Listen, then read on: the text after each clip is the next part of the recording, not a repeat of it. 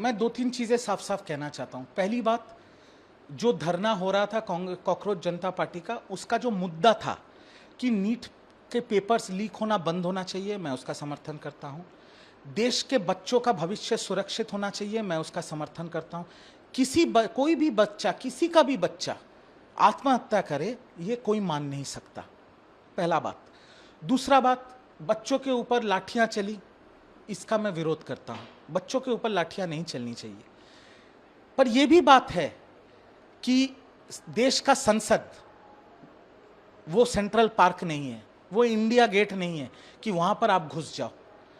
भारत विश्व का सबसे बड़ा लोकतांत्रिक देश है। यहां पर देश की जनता अपनी सरकार लोकतांत्रिक प्रक्रिया से चुनते हैं। भारत कभी नेपाल और बांग्लादेश नहीं होगा। अगर कोई शक्तियां ये सोच रहे हैं कि बच्चों के जो मुद्दे हैं, बच्चों का जो आंदोलन है, उनके ऊपर बैठ के हम भारत को नेपाल और बांग्लादेश बना देंगे, तो ये नहीं हो पाएगा, ये भी नहीं हो पाएगा।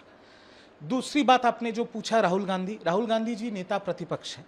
एक बंदा सालों बर सालों बीजेपी के खिलाफ खड़े होकर लड़ाई लड़ रहा है वो बंदा।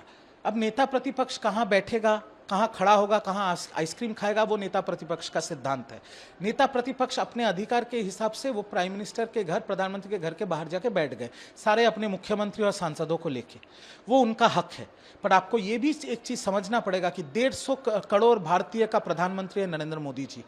नरेंद्र मोदी जी एकमात्र व्यक्ति है, प्राइम मिनिस्टर एकमात्र व्यक्ति है जो एसपीजी प्रोटेक्टी है। तो उनके घर के सामने आप आंदोलन करोगे तो कानूनी तरीके से अपना कानूनी कार्रवाई करेगी। राहुल गांधी जी को डिटेन कर लिया गया है और यही कानूनी प्रक्रिया है। कानून सर्वोपरि है। जैसे नेता प्रतिपक्ष का अधिकार है कहीं पे भी अपना बात रखना, प्रदर्शन करना, वैसे कानून का भी अधिकार है देश के प्रधानमंत्री को सुरक्षित रखना। अगर उनके सुरक्षा में चूक होने का संभावना हो तो वो नेता प्रतिपक्ष हो या दुनिया का कोई भी हो, कानून अपना कार्रवाई करेगी।